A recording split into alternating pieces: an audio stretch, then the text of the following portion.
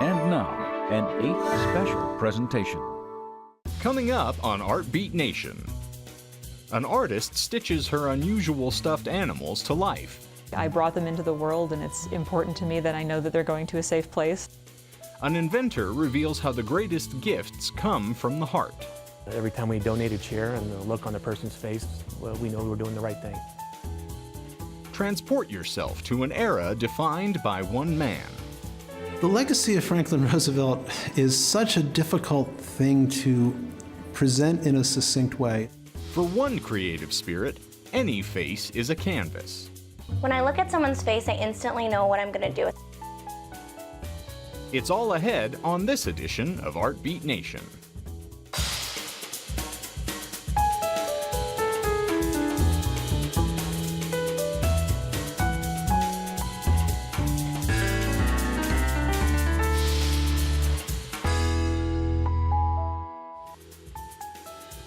Funding for Art Beat Nation is made possible by contributions to 8 from viewers like you. Thank you. Ohio-based artist Amanda Spade is distinguishing herself around the world as the creator of collectible handcrafted animals. Unmistakable for their large dark eyes and protruding crooked teeth, her creations possess a strange charm which, perhaps, accounts for their growing popularity around the globe.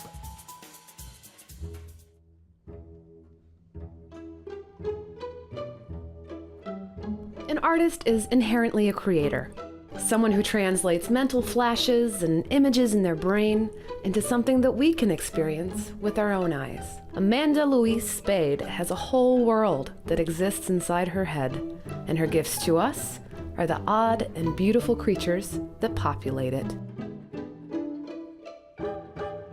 And it's like an orphanage here. It's like the halfway house for wayward creatures. Each of Amanda's creatures are handmade and give off their own unique history and personality. However you might classify Amanda's work, it might seem as though you're making a strange new friend, and not just another art object to collect and put up on your wall.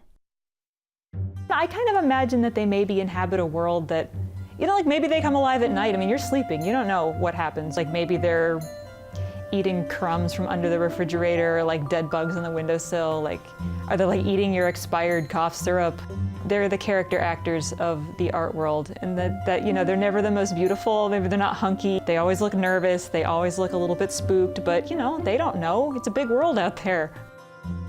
I do feel very maternal about them, like I brought them into the world, and it's important to me that I know that they're going to a safe place and that they won't be allowed to play in traffic, and someone will keep them from touching a hot stove, and they'll be all right. Amanda's work is sought after by collectors all over the globe. Recently, she was sought after by director Christopher Kozelis. Kozelis contacted Amanda to make puppets for his upcoming stop-motion animation, The Maker.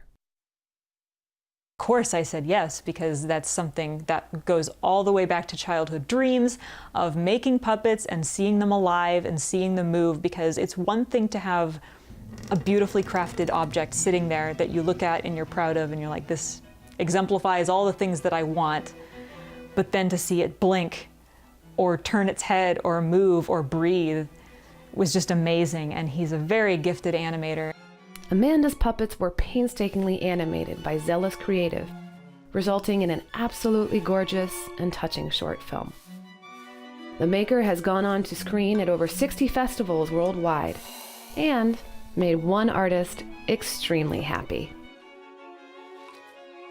I totally cried like a baby when I saw it for the first time, because it was kind of like I knew it. Like I knew they're real. Like I told everyone they were real, and now I can prove it. Like to see them moving and blinking and existing not as a still frame was really, really amazing. I'd love to do that again. One can only hope to see Amanda's creatures come to life again, and her brood is growing. Recent shows in Columbus, Albuquerque, Chicago, New York City, and even in Japan have kept Amanda extremely busy finding new homes for her wayward creatures. There's a world that I wish existed, and as an artist, I have a rare gift, and that gift is that I can make it. So I'm taking every opportunity I can to actually make this world in my brain happen. It's very exciting.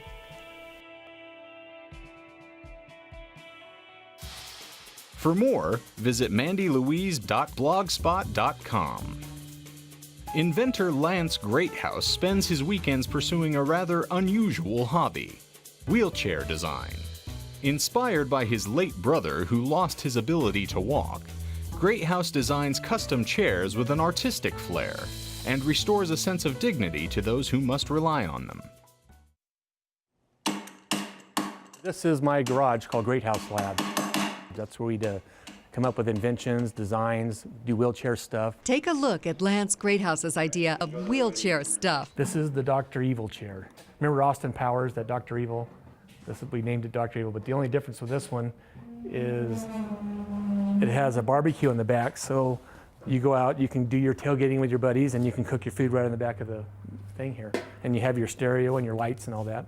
Lance admits his love for special effects is behind the Dr. Evil chair, but there's another man behind every piece of metal Lance touches, his younger brother Brent. He started limping with his leg a little bit, and within 5 years he was gone.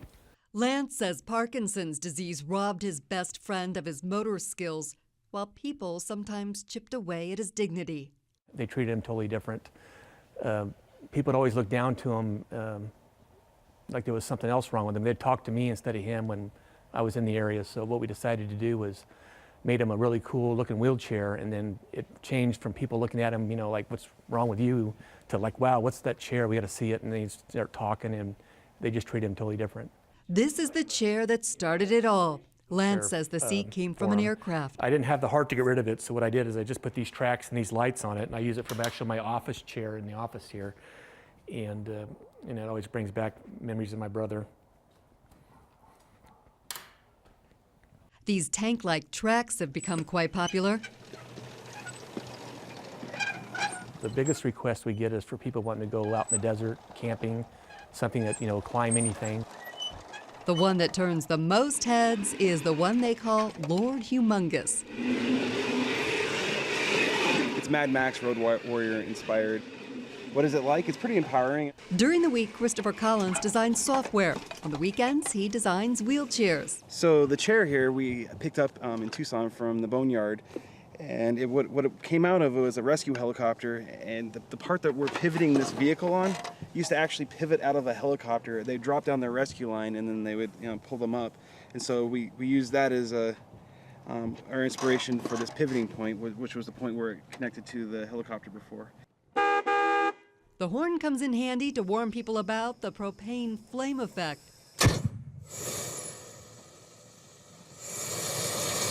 A lot of people see what I'm doing, they say I'm nuts, but like all the disabled people say, dude, you're right on track. You just keep going. We love it.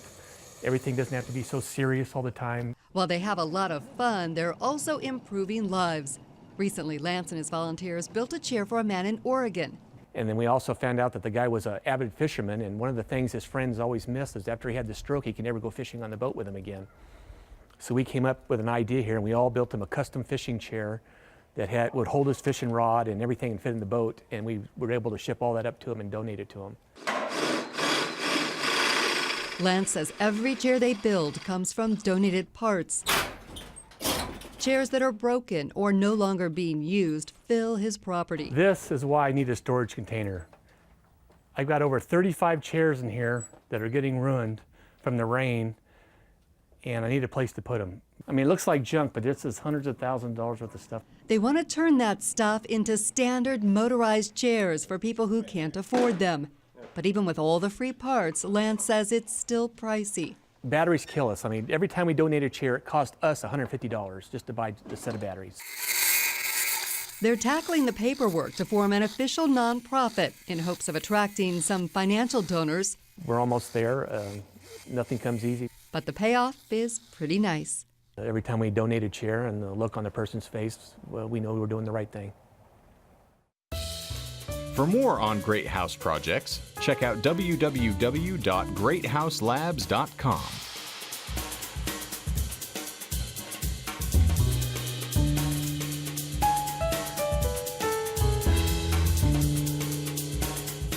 The Franklin D. Roosevelt Presidential Library and Museum, first inaugurated by FDR himself, continues to find ways to draw visitors to Hyde Park, New York. New immersive exhibits and an assortment of Roosevelt's personal effects help transport the visitor to another place and time. Take a look. The Franklin D. Roosevelt Presidential Library and Museum is part of the National Archives and Records Administration. The building itself was created by the president and opened in 1941. Roosevelt wanted it to be an archive, but also a museum where people could come and learn more about him and his administration. There are over 17 million pages of documents in the archive. We have all of the personal and public papers of Franklin Roosevelt and Eleanor Roosevelt, and our museum collection totals over 35,000 items. We're the only presidential library to have the actual desk used by the president in the Oval Office. In addition to the desk, we have all of the objects that FDR had on that desk at the time of his death in April of 1945. One of the things that FDR did when he created his library in 1941 was he created a private study where he could come at any time. During World War II, he very often used that office as a working office, and we've kept it almost exactly the way it looked the last time he was in the room in the spring of 1945 during his final visit to Hyde Park. So you get a real visceral sense of the president. It's almost as if he's just left the room. This museum covers a wide span of our history, from the Great Depression all the way up through the years of World War II. Of course, he was the only man elected to 4 terms as America's president. This was a president who profoundly changed both domestic life for Americans and our relationship to the world. He was instrumental in getting the nation to turn decisively away from an isolationist view towards the world and really engaging with the world. And domestically, it involved all of the different initiatives of the New Deal. This new exhibition, A New Deal for a New Generation, was created during a major undertaking to rethink and reimagine the entire museum. The New Deal was the term that was coined to describe the wide variety of programs and policies that Roosevelt initiated to combat the Great Depression. Everything from the Tennessee Valley Authority to Social Security to unemployment insurance to the notion that the federal government has a responsibility to take a role in the nation's economy and ensure a certain measure of social justice to all Americans. Increasingly now, we're getting visitors who did not experience this period firsthand. So there was a real need to recast the whole story of the Roosevelt era, the personal stories of Franklin and Eleanor Roosevelt and their times. During the planning process, we very early decided that the best way to tell the story of Eleanor Roosevelt was to weave it throughout the story of the Roosevelt presidency. She's so tightly involved with her husband in all of the initiatives of the New Deal and the World War II years. So you'll find her everywhere in this exhibition.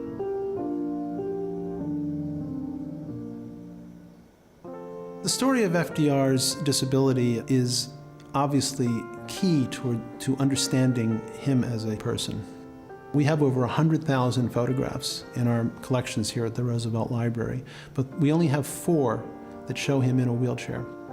There was a kind of unspoken rule that there not be film or photography that show the extent of his disability. In 1921, FDR contracts polio. He remains paralyzed from the waist down through the rest of his life. We really wanted to give people a sense of the weight of those braces, 10 pounds, and he had to put them on his legs in order to be able to stand. To walk short distances, he would then have to support his weight on a cane and lock arms with a strong companion, and then he would literally pitch his body forward. And at the same time, he'd be smiling and looking around like he hadn't a care in the world, when in fact he was really concentrating as he moved himself forward in that manner. We have here FDR's 1936 Ford Phaeton automobile. This car was specially modified by a local mechanic so that the president could drive it without the use of his legs. He drove very fast, by all accounts, In particular, we have a wonderful account from the Queen of England when she visited here in 1939, talking about how bracing it was to ride with the president. What we tried to do here in this new museum is to mix those traditional things that you expect to see in a museum with audiovisual productions, with immersive experiences where you can sort of literally step into the past. Visitors can listen to his famous fireside chats the way people listened to him at the time.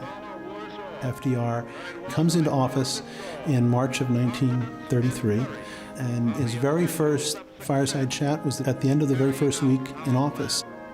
You could read about the president or events in Washington in newspapers, but the way you got that direct connection was through the radio. We have provided the machinery to restore our financial system. Let us unite in banishing fear. Together, we cannot fail. He's touching people in a very powerful way, and they're writing back to him in great numbers, writing to him as if he's a friend. Just heard your speech My over dear the Mr. radio. President, Speech last night thank you was for a the soul courage thriller. and faith you have given us. This was a president who inspired great affection and love, but also a great deal of criticism and even hatred among his opponents. It was very important to us that we not just include the supporters of the president in the displays, but also show his opponents as well. The subjects that we look at range from FDR's response to the Holocaust to his decision to intern Japanese Americans during World War II. We focus on subjects that were controversial in their day and are still being debated among historians. The legacy of Franklin Roosevelt is such a difficult thing to present in a succinct way. One historian says that we live in the world that Franklin Roosevelt created. And a major goal of this new exhibition is to reach out to new generations of Americans. For more, visit fdrlibrary.marist.edu. Finally, meet Janelle Thomason, who is living her dream by realizing the dreams of others. At Thomason's salon, The Makeup Loft, clients share their creative vision, and Thomason makes it a reality. She is both an artist and innovator who just happens to have a knack for business, too.